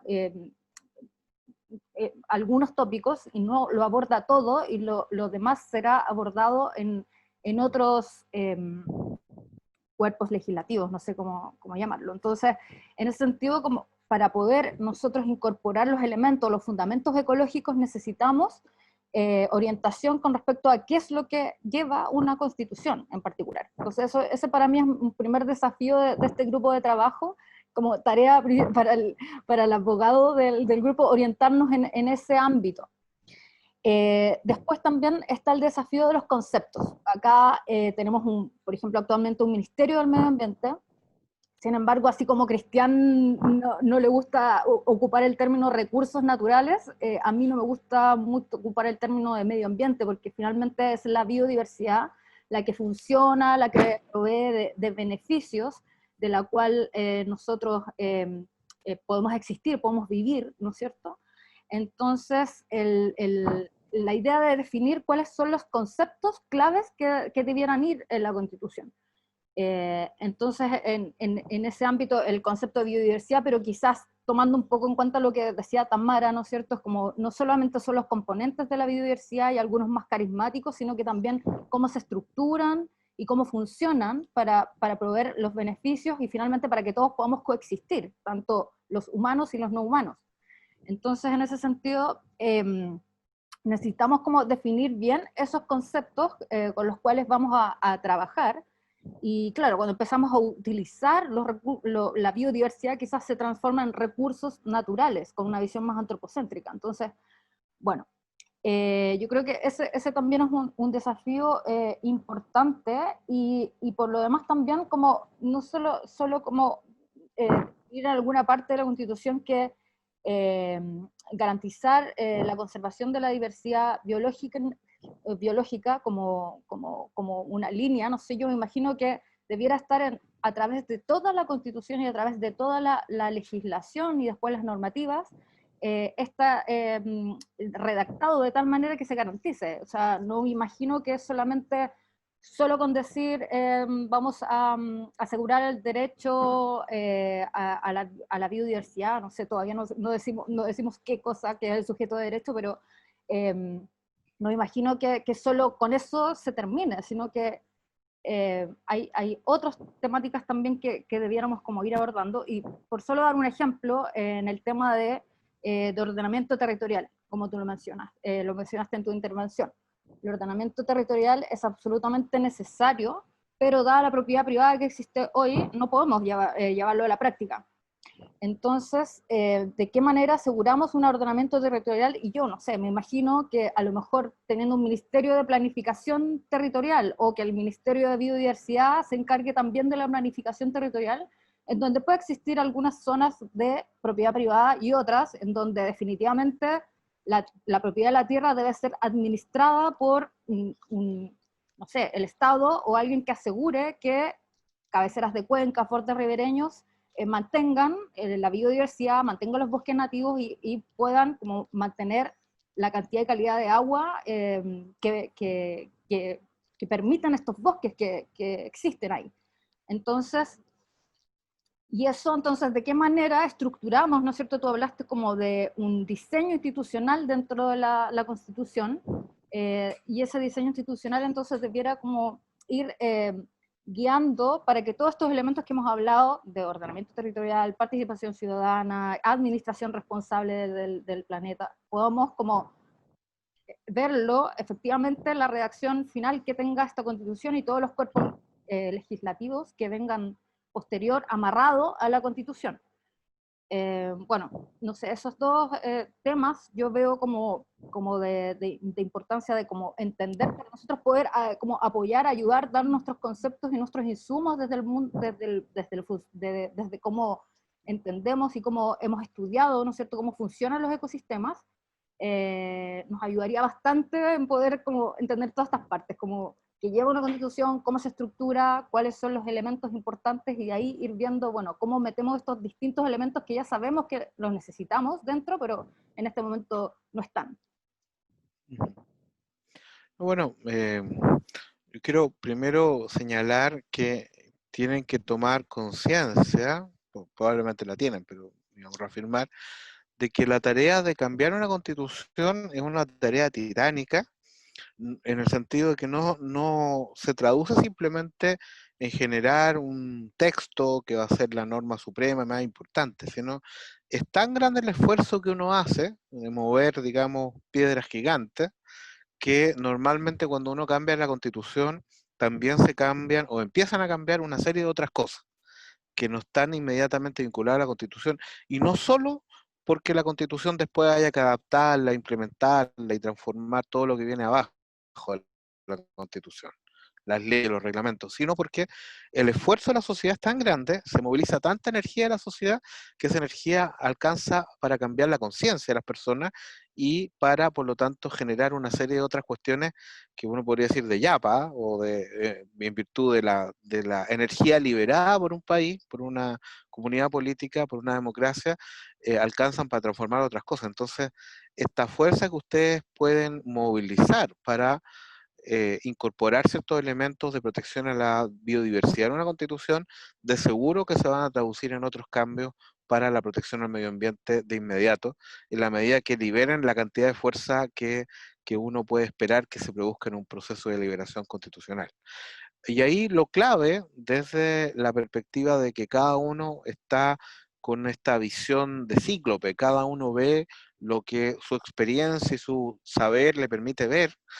La experiencia constitucional lo que tiene es precisamente que una gran conversación de todo el país consigo mismo, con todos, en un modelo de constitucionalismo incluyente, digamos, donde efectivamente funcione más allá de las élites y donde todos puedan caber. Entonces, claro, científicos, juristas, prácticos, en fin, las mismas comunidades van a tener la oportunidad y la necesidad de dialogar entre sí. Y aquí lo básico es la capacidad de traducir sin traicionar estos elementos que pueden venir desde la ciencia, del enfoque científico, a una mirada jurídica y viceversa, para que todos nos podamos entender y podamos buscar los mejores conceptos comunes. Esta idea de no perderse la traducción, sino que la traducción y la comunicación sean fluidas. Yo creo que es importante precisamente construir redes, incorporar interdisciplinaridad o transdisciplinariedad, y por lo tanto así lograr que conceptos jurídicos, políticos, puedan reflejar adecuadamente las visiones que ustedes, digamos, les parecen tan justificadas desde su visión científica. Entonces, aquí es fundamental la incorporación dentro de redes. Bueno, por eso mismo yo también los quería invitar a ustedes a este grupo de trabajo, porque se está formando también una red de constitucionalismo ecológico, que incorpora juristas y prácticos y visiones desde otras disciplinas como la sociología, la ciencia política, pero que tiene que tener un elemento desde la biología, la ecología y todas las disciplinas de investigación directa para el esfuerzo constitucional. Entonces yo quiero invitarla a ustedes a esta red de constitucionalismo y en este esfuerzo que vamos a tener que hacer todos por construir una nueva constitución que tenga estos elementos. Así que yo creo que es el enfoque más adecuado, que todos seamos parte de la manera más fluida de una gran conversación. Sí, eso es lo que queremos, co-crear nuestra nueva constitución. Bueno, hay algunos comentarios que hicieron los asistentes a esta transmisión. Los voy a leer porque rápidamente son poquitos. Niurka Navarro dice: importante separación del derecho ambiental del derecho a la naturaleza. Es parte del cambio de paradigma y salir del antropocentrismo. Sin embargo, ¿quién representa el derecho de la naturaleza? Una pregunta que podemos abordar quizás en la siguiente sesión. Y Roy Mackenzie complementa, dice: buena pregunta, un apoderado responsable podría ser, como por ejemplo los habitantes. ¿Cómo se hace para hacer cumplir los derechos de los niños? Soran Ostoik, ¿cómo abordar la protección ambiental en la Constitución, en especial el cambio climático? Uno, como base de la institucionalidad, dentro de los principios que sirven de sostén o armazón al entramado jurídico e institucional. Eventualidad de consagrar alguna forma de derecho de la naturaleza o atribuir personalidad jurídica a la naturaleza, con sus correspondientes acciones tutelares. Dos, como un deber constitucional del Estado y los particulares, mandato o prescripción de comportamiento o actuación con sanciones en caso de incumplimiento. Tres, como derecho fundamental, con su correlativa garantía constitucional, contemplarlo dentro del catálogo de derechos de que es titular toda persona por el solo hecho de ser tal, junto con su correspondiente mecanismo o instrumento para garantizar el adecuado resguardo del derecho en caso de incumplimiento. Y 4, como límite al desarrollo de actividades económicas, en el entendido que debemos consumir y producir de otra manera más sostenible. Luego, Tere Baeza Lagos dice, el cambio de paradigma es esencial, pero angustia saber que en Chile aún no llegamos al estadio de respetar siquiera los derechos de todas las personas. Maravilloso que abran estos espacios de reflexión y traspaso de información. Tenemos mucho trabajo por hacer. Colo Javera, perdón. Y Colo Node, ¿no? Ya, en Chile los recursos naturales han sido apropiados por los grandes grupos económicos. Un caso emblemático es la apropiación de la propiedad de los peces. En este último caso, un patrimonio colectivo pasa a ser explotado a costo cero. Existe un royalty ridículo, amparado desde el Congreso, la institucionalidad del Estado y los partidos. Esto ha significado que desapareciera el 70-80% de las principales pesquerías que poseía el país. ¿Cómo cambiamos este tipo de realidades? Javiera Navarrete, como el activismo basado en evidencia que está presente en los movimientos de profesionales por los derechos a la salud. Es un comentario al comentario anterior. Beatriz Ramírez dice, tal vez la consideración de las funciones ecológicas básicas de los ambientes y ecosistemas deban ser protegidos a través de los nuevos enfoques constitucionales. Es salvaguardar la funcionalidad y estructura de los ecosistemas. Paula Caballero, nuestra amiga Paula, resulta fundamental incluir el concepto nativo, pues los conceptos de biodiversidad, funcionalidad ecosistémica, salvo un nivel de estrictez muy profunda, etc., no excluyen los reemplazos de especies.